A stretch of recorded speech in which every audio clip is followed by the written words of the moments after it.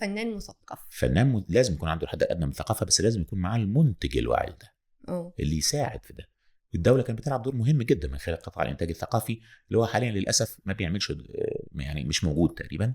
فاحنا محتاجين المنتجين اللي تساعد في ده. المنتج زي اسيا اللي عندها الجرأه ان هي تعمل فيلم زي صلاح الدين، لدرجه ان الفيلم تحول لمرجعيه تاريخيه، على الرغم ان هو فيه خلافيات مع التاريخ. بس الناس لما تعوز تتخيل شكل صلاح الدين الايوبي بتفتكر شكل الاستاذ احمد مظهر.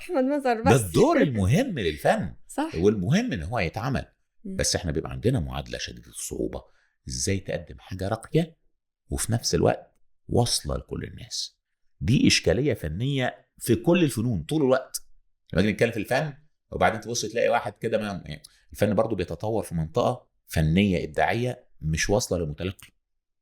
فتبص تلاقي واحد يجي يتفرج على لوحه البيكاسو يقول لك ايه يا عم ده، ايه شغل المكعبات ده، الحاجات اللي داخله في بعض. انت تقول له ده الراجل والغليون، فين الراجل؟ انا شايف الغليون، فين الراجل؟ او يبص اللوحه بتاعت سلفادور دالي مثلا اللي هي لوحه الساعات مثلا، اللي هي يا عم مالها الساعات دي سايحه كده ليه؟ هي شوكولاته ولا مفيش وعي، لانه في انفصال الى حد ما.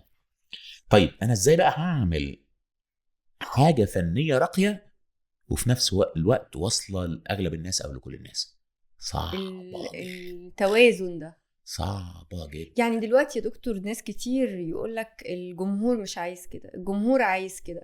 لا، الجمهور في الوقت الحالي عايز الحاجة السريعة البسيطة السهلة. خليني مع ان الجمهور اللي بيقولوا عليه عايز السريع السهل البسيط لحد الآن بيستمع مثلا لأم كلثوم وهي من قديم، بيستمع لعبد الوهاب ومحمد فوزي ألحان وماما زمانها جاية. ده سابق، ده محمد فوزي ده سابق دلوقتي، مش سابق عصره، سابق دلوقتي والله. يعني هو ده اللي احنا بنقوله. موجود الناس موجودة. الصدق في الصناعة والجدية بتخليها تعيش في جميع الأحوال والناس بتحبها.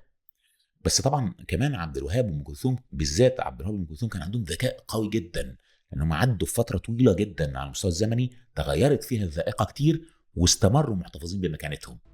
يو بودكاست مش مجرد كلام،